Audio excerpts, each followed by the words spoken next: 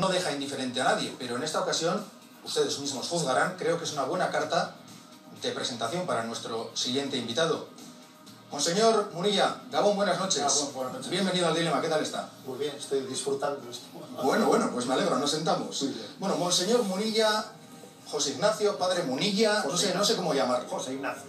José Ignacio. Que fue el que pusieron mis padres. Muy bien. Estamos hablando de política, de economía. Han salido temas relacionados con la crisis. ¿También hay recortes en la Iglesia? La Iglesia, sin duda alguna, también está en un periodo de austeridad, y también nosotros tenemos nuestros problemas económicos y nos están sirviendo para que también repensemos ciertas cosas, y creo que es muy importante hacer de la necesidad virtud. Yo por lo menos pienso que con respecto a la crisis que estamos viviendo, está cambiando los hábitos de muchas personas. ¿Para bien? Creo que para bien. Y tengo miedo de que cuando vengan de nuevo las vacas gordas, ojalá, pues en ese momento pues nos olvidemos, ¿no?, de muchas cosas y volvamos a las andadas, volvamos a vivir por encima de nuestras posibilidades. Porque detrás de las burbujas, esas burbujas inmobiliarias, hay otras burbujas morales y éticas, y ojalá aprendiésemos esta lección. Yo creo que hay que hacer de la necesidad virtud y ser más austeros como principio. Oiga, si no es indiscreción, ¿cuánto cobra un obispo? Pues yo cobro, me parece que son 980 euros. 980 euros. ¿Antes cobraba más? No, cobro lo mismo que cuando era sacerdote. ¿Y todos los obispos cobran lo mismo? Sí, la verdad es que yo suelo decir que creo que somos la única empresa en la que el portero de la entrada cobra exactamente lo mismo que el director general. Sé que se habla mucho de la Iglesia, de sus riquezas, pero no conozco otra empresa, entre comillas, en la que este principio se mantenga. Y yo estoy muy orgulloso de ello, y la verdad es que obviamente no me he hecho sacerdote para ganar dinero. Eso creo que lo veo cualquiera. Le voy a leer una frase suya. Del materialismo viene la pérdida de la fe. Yo no sé cómo encaja esa frase con una institución que tiene un banco. Pues vamos a ver, encaja de la siguiente manera. Obviamente el dinero es necesario. Obviamente es necesario, ¿no? La Iglesia no vive fuera de la realidad, vive en esta realidad. Pero cuando esta realidad se convierte, en vez de ser un medio, un instrumento, se convierte en un fin, entonces nos convertimos en materialistas. Y creo que es verdad que del materialismo viene la pérdida de la fe, porque será malo, ¿no?, estar necesitado de lo necesario para vivir dignamente, pero el sobreexceso fácilmente hace que perdamos el sentido espiritual de la vida. Cuando estamos sobreexcedidos de todo lo material, a veces el hombre pierde el instinto espiritual. Usted, recuerdo que propuso dar la paga extra de Navidad a Cáritas, y se lo propuso a los sacerdotes. ¿Cuántos le hicieron caso? Yo tuve la discreción de no preguntar de ese dinero. ¿No ha preguntado? No, yo creo que eso... en el Evangelio dice que no sepa la mano derecha lo que hace la izquierda. Vaya frase. Bueno, eso lo dijo Jesucristo, y creo que es importante. Me parece que tenemos que hacer las cosas ante nuestra conciencia y ante Dios. A mí no me ha parecido prudente preguntar tú sí, tú no. Lo que sí que es cierto es que a nivel general, en la sociedad vasca, en la sociedad guipuzcoana, hubo una gran respuesta, hubo un aumento histórico en la donación a Cáritas, y en concreto pues a ese llamamiento se respondió con 600.000 euros más que el año anterior, o sea que hubo una gran respuesta. Comenzábamos el dilema de esta noche hablando de Siria y de las palabras del secretario de Estado estadounidense John Kerry, apuntando al régimen de Bashar al-Assad como el máximo responsable del ataque con productos químicos, con armas químicas contra la población civil. Señor Munilla, a mí me gustaría saber qué piensa usted de una posible intervención militar en Siria. Pues si te parece, antes de decir mi opinión personal, me parece interesante que conozca todo el mundo pues una voz que creo que está muy autorizada para tener, no sé, para tener conciencia de qué se está jugando aquí, que es la voz de no el obispo de San Sebastián, sino los obispos de aquellos lugares, porque es bueno que todos sepamos que hay árabes cristianos. Árabe no es sinónimo de musulmán, y en aquellos países de Oriente Medio existen ritos como los caldeos, como los coptos, como los melquitas. ¿Y esos cristianos árabes qué dicen sobre eso? Todos esos cristianos están absolutamente en contra de esta intervención, y verdaderamente se están quejando con una experiencia, y es que las intervenciones de Estados Unidos y de una Europa que hace un seguidismo de la política exterior de Estados Unidos, quien verdaderamente está pagando el pato de esas intervenciones son los árabes cristianos, que, por ejemplo, todos los caldeos en Irak prácticamente han sido llevados al destierro, porque esos ataques de Occidente son percibidos por el fundamentalismo islámico como el ataque de los cristianos, e incluso lo llaman los cruzados, vienen a atacarnos, con lo cual les dejan en una situación a los cristianos árabes insostenibles. Paradójicamente, Occidente, con su política exterior errática, está acabando con los cristianos en Oriente Medio. Esto es un dato histórico, ¿eh? Ahora mismo casi no quedan caldeos. Antes en Irak, la comunidad caldea, que era muy anterior a la llegada del Islam, había subsistido durante 1500 años hasta que ha venido esta política que está haciendo insostenible la vida de los cristianos. Le pongo en un brete. Ante esas imágenes tremendas que hemos visto, ¿qué haría usted? A ver, yo creo que no se puede combatir el mal, dando palos de ciego, ¿eh?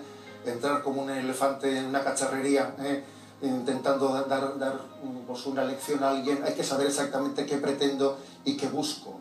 Hay que también preguntarse si tenemos autoridad moral para hacerlo.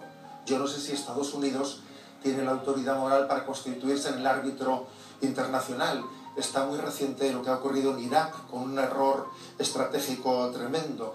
Yo creo que si no está muy claro qué bien vamos a obtener de una intervención, es mejor no hacerla.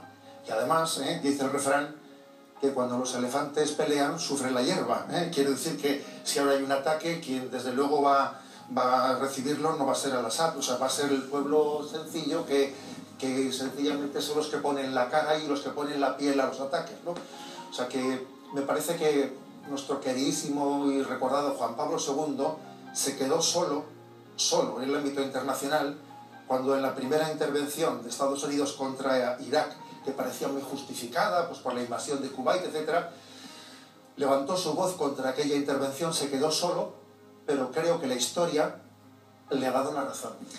A todos nuestros invitados tratamos de prepararles un perfil, una especie de resumen de su trayectoria, sin demasiadas pretensiones, porque es imposible resumir toda una vida en apenas un minuto. ¿Le parece que veamos la que hemos preparado? A ver qué has hecho. A ver qué hemos hecho. Nacido hace 51 años en el barrio de Inchaurrondo, José Ignacio Munilla sintió desde muy joven la vocación de pastor, pero prefirió las almas a las ovejas. Poco se imaginaba Monseñor Setién, cuando le ordenó sacerdote en 1986, que aquel joven de calvicie incipiente y poco amigo de nacionalistas ocuparía su lugar 20 años después. Munilla se fogueó como cura en Zumárraga. No, yo, José Ignacio Munilla, pues llevo aquí en Zumárraga toda mi vida de cura, desde mis 24 años. Su nombramiento como obispo de Valencia le pilló limpiando los cristales de la parroquia. Muy de derechas, según sus críticos, sin banderas políticas, según él. Munilla fue nombrado obispo de San Sebastián en 2009, con gran parte del clero y de la sociedad vasca en su contra. Consumado tuitero, capaz de condensar el Evangelio en 140 caracteres, Monseñor se explaya a sus anchas en el programa que comparte con su hermano, en Radio María. En él reciben llamadas y algunas no precisamente divinas. Que el sueldo... Para Munilla, gran aficionado al ciclismo, ser el obispo de su ciudad se puede asemejar a subir el Tourmalet. Es duro, puede haber alguna pájara, pero el esfuerzo merece la pena. Y como dice su admirado Bono, el de U2, en una de sus canciones, quizá todavía no haya encontrado lo que está buscando.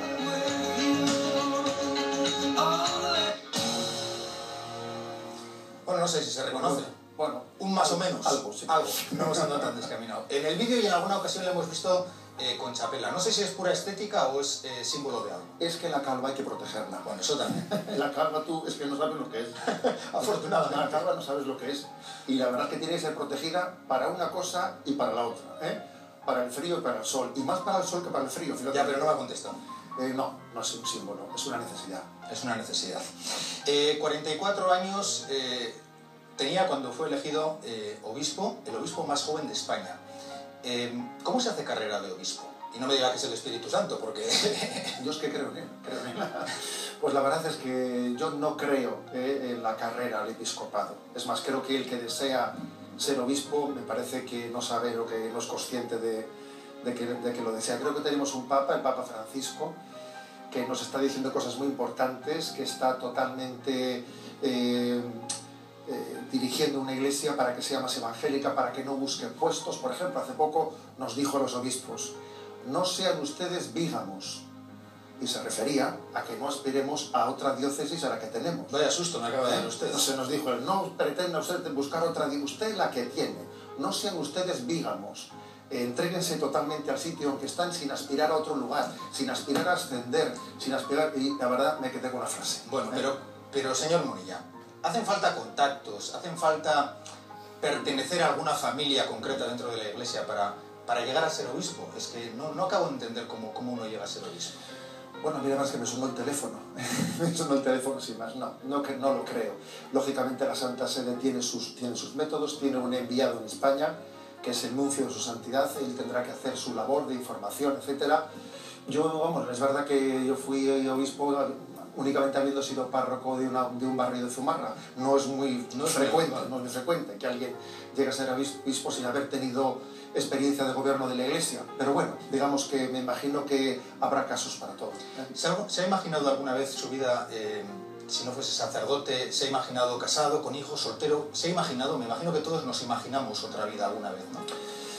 Yo soy de los que digo que la clave, el sentido de la vida, está más bien no en ser inventor, sino en ser descubridor, ¿no? Inventor es el que inventa algo que él sueña, pero descubridor es el que le pregunta a Dios qué has pensado para mí. Yo creo que la clave de la vocación está en descubrir qué ha pensado Dios para mí y no cuál es mi sueño, ¿eh? Yo creo que la felicidad no está en que mi sueño se cumpla, sino en descubrir aquello que Dios había pensado para mí y en lo que yo debo de entregarme, y creo que esa es la felicidad, ¿eh? Entregarse a tu vocación y no cumplir ningún sueño. Perfil de Twitter, perfil de Facebook, muy activo además. No sé hasta qué punto todo eso tiene una parte también de, no sé, exhibicionismo, y lo digo, yo también los uso, pero claro, yo no soy obispo. ¿Lo ha pensado alguna vez? Vamos a ver, nuestro Papa Emérito, Benedicto XVI, pues él nos dio un mensaje muy claro hablando de la nueva evangelización en el sexto continente, dijo él, en el sexto continente. Ciertamente Internet es un sexto continente. Creo que la Iglesia ha estado presente en los nuevos continentes, fue América, y no podía estar ausente de la evangelización del nuevo continente. Creo que también la Iglesia, además, tiene que buscar no solo un nuevo ardor, o sea, solamente los enamorados se enamoran, pero además de nuevo ardor también necesitan nuevos métodos y nuevo lenguaje. O sea, las metodologías y el lenguaje nuevo, más rápido, más directo. La Iglesia ha tenido un lenguaje que reconocer bastante, digamos, lento en su forma de expresión. Vosotros obligáis a expresarse muy rápidamente. Lo pedimos, sí, sí. O sea, eso ya me lo dijiste bien claro cuando hablamos de la entrevista. Sí, o sea, señor. ¿no? Una intervención de 10 minutos no puede ser, ¿no? No, se lo dije bien claro y, bueno, yo creo que está haciendo el esfuerzo. Bueno, o sea, somos conscientes. Luego yo creo que pues las redes sociales exigen una rapidez, y creo que eso nos hace un favor porque nos pide condensar.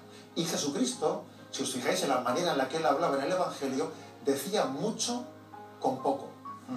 Cuando empezamos a preparar esta entrevista, pues pensamos cómo abordar algunos temas, y de repente nos dimos cuenta que ya los abordaba usted mismo en su perfil de Facebook. Por ejemplo, queríamos abordar el tema de ETA y de la pacificación, y en el perfil de Facebook nos encontramos esto que va a ver. Os digo que si no os convertís, todos pereceréis. Y una foto de 3 encapuchados de ETA. ¿Por qué esa cita y por qué esa foto? Bien, porque el obispo creo que tiene que dirigir 2 mensajes principales en el tema de la pacificación. Yo he escuchado con mucha atención este debate que ha asistido ante los invitados, y entiendo que la Iglesia pues, no está llamada a tomar partido sobre las legítimas y diversas posicionamientos que tiene que haber, pero creo que desde el Evangelio la Iglesia está llamada a incidir en aquello que es sustancial. ¿Y qué es lo sustancial? Yo creo que la Iglesia dirige un mensaje muy claro, ¿no? Por una parte a quienes han generado la violencia, que obviamente pues en primer lugar es ETA, y dirige un mensaje que es al arrepentimiento.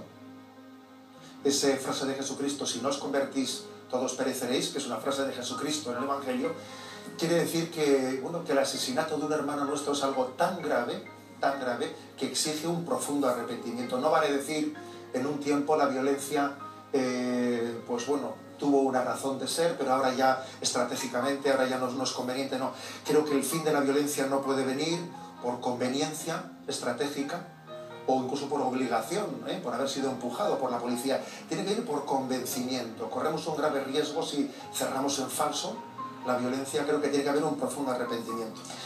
Hace poco en una entrevista en Euskadi Irratia, usted dijo, y además lo hemos destacado en el comienzo del programa, que había entre los miembros de ETA personas arrepentidas, no muchas, matizaba, que merecían ser perdonadas. A mí me llamó la atención esa expresión de merecen ser perdonados. ¿El perdón se merece, señor Munilla? Bueno, había que matizarlo. Yo hablé en euskera, cuando en euskera decimos merecido, en realidad yo creo que la palabra mereci se refiere más que a un merecimiento en el sentido estricto de la palabra, sino a merece la pena. Merece la pena apostar por la posibilidad del arrepentimiento. Merece la pena apostar por la esperanza en que el hombre puede cambiar. A mí me parece muy importante que haya personas arrepentidas. También el obispo dirige una palabra a las víctimas del terrorismo y les dice que es importante perdonar. Y les dice que no caigan en la tentación de decir, a mí qué me importa que un terrorista se convierta, si total a mí ya no me van a devolver el ser querido, ¿no? Que no piensen en ese sentido pragmático, porque detrás de ese pragmatismo hay una desesperación, porque creo que es importante tener esperanza en el bien y en la verdad, aunque nuestro ser querido ciertamente sea irrecuperable, pero también, por lo tanto, el obispo dirige una palabra que yo entiendo, ¿no? Que hay heridas y que entiendo que a veces, pues hasta cuando predicas el perdón, y yo también en Twitter he puesto la imagen de Juan Pablo II visitando a Ali Aka en prisión, y claro, aquel testimonio que dio Juan Pablo II visitando a quien había intentado asesinarle, para todos nosotros es un referente. Sin embargo, esas palabras suyas desde determinados ámbitos de algunas asociaciones de víctimas han recibido críticas. Se le dijo que estaba usted usando un lenguaje, creo que decían, próximo al de la izquierda abertzale. No sé si le dolió esa crítica. A ver, yo creo que la Iglesia tiene un lenguaje absolutamente propio, un lenguaje evangélico. La izquierda abertzale ha dicho públicamente que ese lenguaje del perdón y del arrepentimiento es un lenguaje para el confesionario y que no debe estar presente en la vida pública, ¿no? Yo creo que se equivocan, porque eso sería hacer como una política cinética. Sería casi como llevarnos un poco a un pragmatismo. Sería como, en el fondo es una política cinética, ya la intentó Maquiavelo. Pero ese pragmatismo del que habla usted, ¿es malo el pragmatismo? Quiero decir, aquí hubo una guerra civil, en España hubo una guerra civil, y por pragmatismo hubo una transición, y la sociedad avanzó. ¿Ese pragmatismo no le parece a usted correcto? Vamos a ver, y luego dijimos que la transición española era un modelo internacional, e intentamos hasta exportarla. Ya han pasado los años y nos damos cuenta que esa transición no era tan bella y tan verdadera y tan profunda como parecía. Que hemos pasado de ser del hijo del republicano y del hijo del falangista o del carlista a ser nieto de, pero todo el mundo sigue con unas ofensas interiores sin haberlas perdonado. Es que creo que por el puro pragmatismo la historia avanza falsamente. Es que creo que hay determinadas heridas que para que sean sanadas tenemos que entrar en un verdadero arrepentimiento. Y en una expresión, y en una petición del perdón, y en una acogida del perdón. De lo contrario, creo que construimos una historia en falso. Señor Munilla, ¿es usted partidario de que los presos de ETA, ahora que ETA no mantiene una actividad armada, sean trasladados a cárceles vascas? Pienso que puede haber a ese respecto, pienso que puede haber posiciones legítimamente diversas entre la sensibilidad de un católico. La Iglesia creo que institucionalmente no debe de pronunciarse en aspectos que puedan ser, digamos, legítimamente opinables. Lo que sí que creo es que me parece que debe haber un tratamiento distinto para los presos que no están ya bajo la disciplina de una banda terrorista y que por lo tanto pienso que estando ya fuera de esa presión de la banda terrorista, por lo tanto no necesitan de tantas medidas de seguridad y de control. Entiendo que hay un Estado de Derecho que puede decir, yo, un preso que sigue bajo una estrategia terrorista, tendré también algún derecho a ver qué medida tomo para prevenirme de su estrategia que sigue todavía en activo, ¿no? Bueno, creo que puede haber legítimamente distintas opciones, pero creo que obviamente cuando un preso ha mostrado su arrepentimiento, y todos sabemos lo que es romper con ETA, porque es caer en el ostracismo, en un mundo determinado, es caer en el ostracismo, y los presos que han roto con ETA se la han jugado. Incluso sus familias han sido despreciadas por el entorno, por otros entornos, pues creo que también debe de existir, ¿no?, una conciencia del paso que han dado.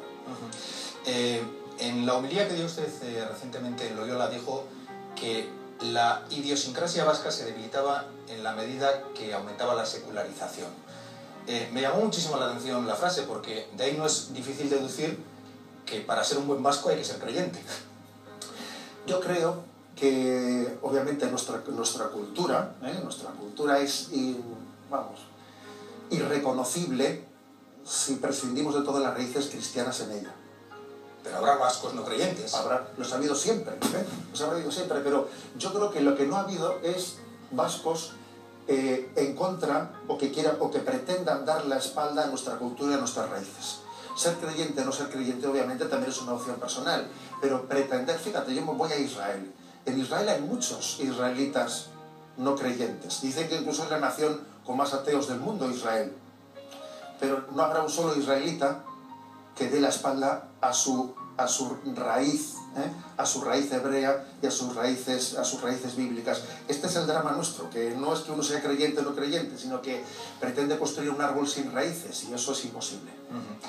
Antes de seguir adelante, quiero decirles una cosa a nuestros espectadores y también a usted.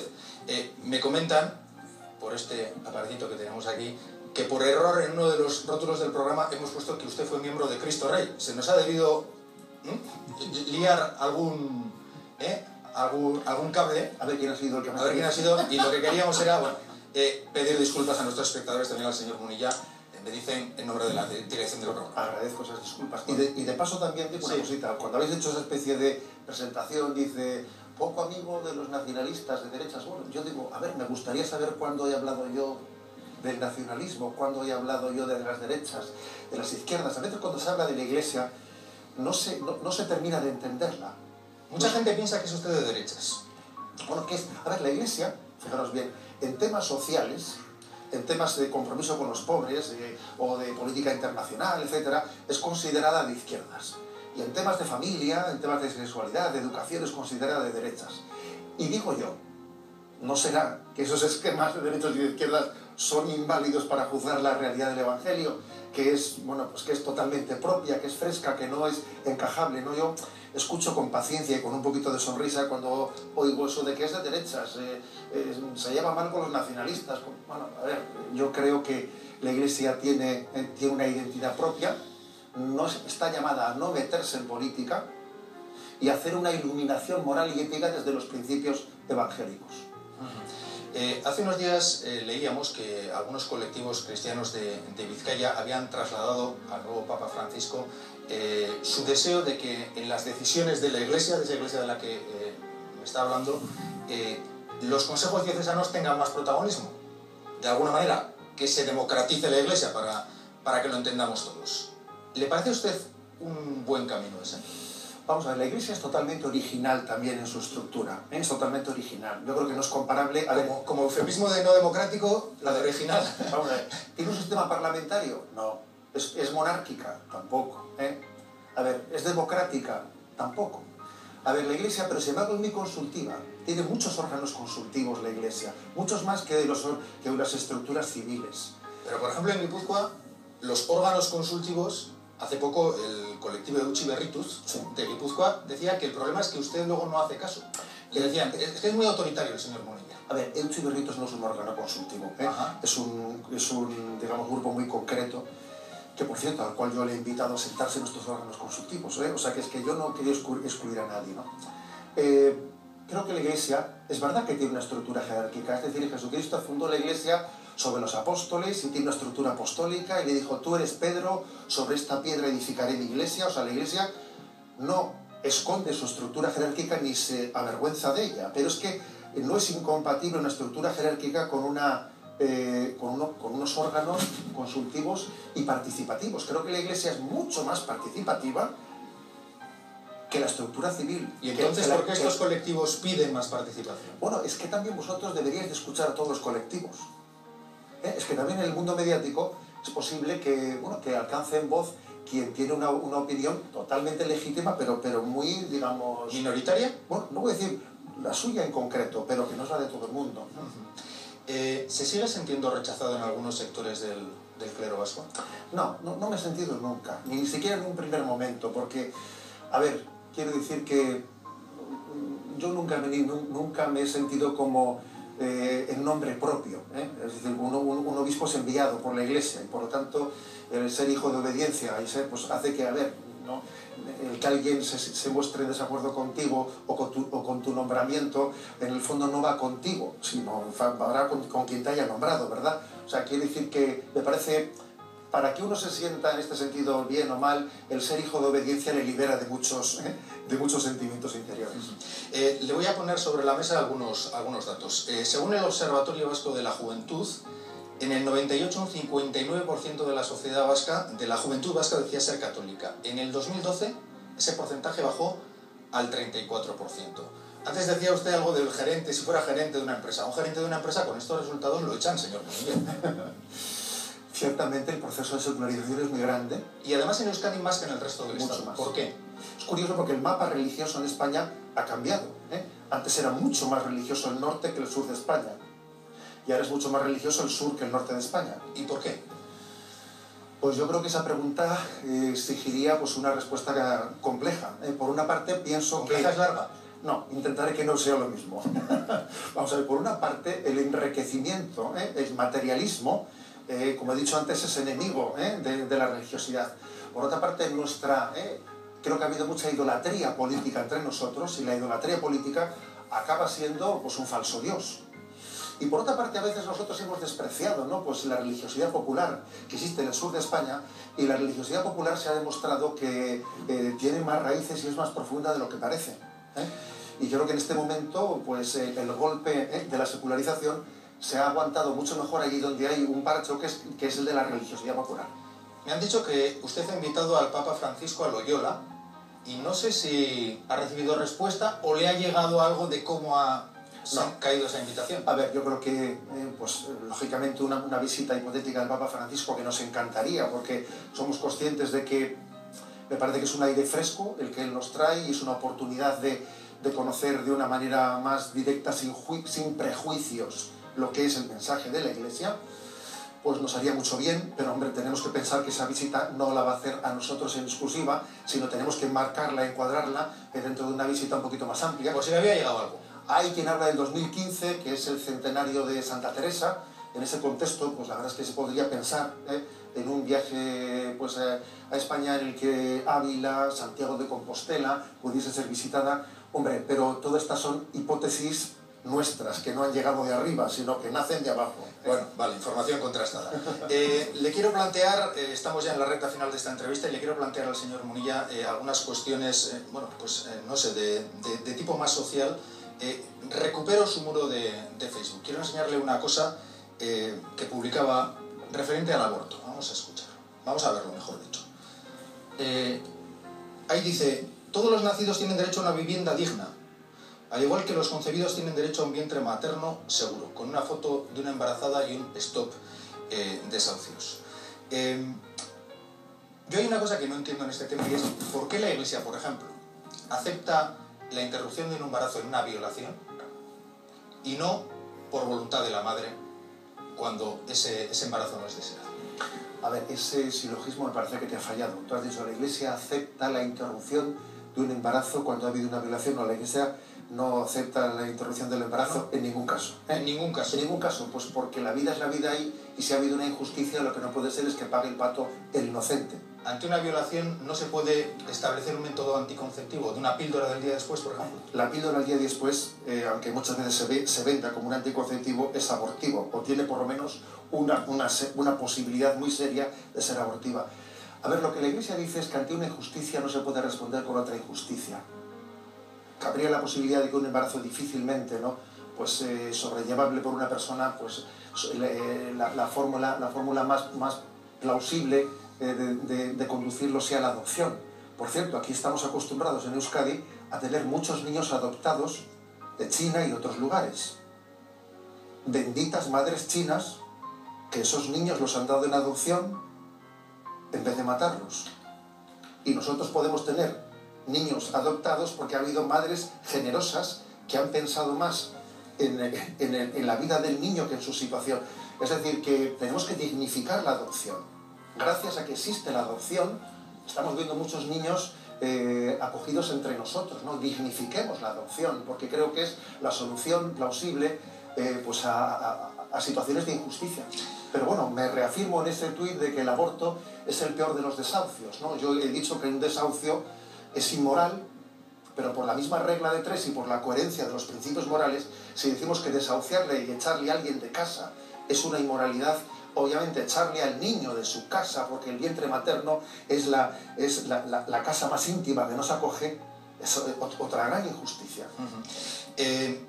Si una persona homosexual busca a Dios y tiene buena voluntad, ¿quién soy yo para juzgarlo? Esta frase es del Papa Francisco, la pronunció al final de su viaje a Brasil, creo recordar, y seguro que usted la conoce. ¿La suscribe? Totalmente. Y fíjate lo que ha dicho, si una persona busca a Dios y tiene buena voluntad, ¿quién soy yo para juzgarla? Es decir, es que se puede ser santo siendo homosexual, por supuesto. Una persona homosexual está llamada a ser santa como cualquier otro. Si busca a Dios, y por lo tanto si busca a Dios, pues si también su condición y su situación la vive como todo cristiano sin excepción, intentando vivir en castidad y en respeto y en humildad, es que también los homosexuales están llamados a la santidad. Le he sacado el tema porque en su día, en un programa de esta casa, en Calaca, Monseñor Munilla dijo una cosa que a muchísima gente le llamó mucho la atención y que vamos a escuchar. Baina zure interneteko orrian hauxe irakurri dugu. Homosexualitatea trastorno edo gaixotasuna da eta gainera senda daiteke. Ezagu izut eta gainera bide ematen diet ere hemen dauden guztiei begiratu dezatela horri hortan. Bide ematen didazu, zateko, oaintze bertan laguntzen eri naizela ni hiru gazte, homosexuala dianak, eta neri laguntza esketorri zaizkidala, bere bizitzan izandako zauriak sendatzen laguntzeko. Zatekan oso garbi ikusi izan dute, bere errealitatea gaztetan jasan izandako, familietan jasan izandako zauriak ondorioa dela. Ni batekin urte tardi daramat, eta bere egoera guztiz aldatu da, guztiz. Beste bikin... Zer esan nahi duzu, ez dela homosexuala? Ez, guztiz aldatu da, eta ja neska batekin hasi da. Edo bestela lobotomia bat, Latinez dago esaldi bat esaten dana, kontrafakta, hain zuzen, egintzen aurka ezilik eitzegin. Nik hori ikusi indet. Yo no sé hasta qué punto lo que me acaba de decir de que puede ser santo un homosexual, por supuesto, y esto que acabamos de escuchar, no sé hasta qué punto hay una contradicción entre las dos cosas. No lo creo. Vamos a ver, yo conozco muchos homosexuales que en absoluto se sienten a gusto dentro de determinada imagen que el lobby gay pretende dar de ellos. No se sienten a gusto la imagen de un desfile del Día del Orgullo Gay al estilo de un carnaval de Río de Janeiro. No se sienten en absoluto reflejados en esa imagen de la homosexualidad. Y creo que tienen derecho a no sentirse. Estoy seguro que muchos homosexuales dirán, yo no me siento reconocido dentro de la bandera que se quiere hacer de mí en el lobby gay, ni estoy de acuerdo con la ideología de género. Conozco a muchos homosexuales que no están de acuerdo con la ideología de género. Y por lo tanto creo que es compatible.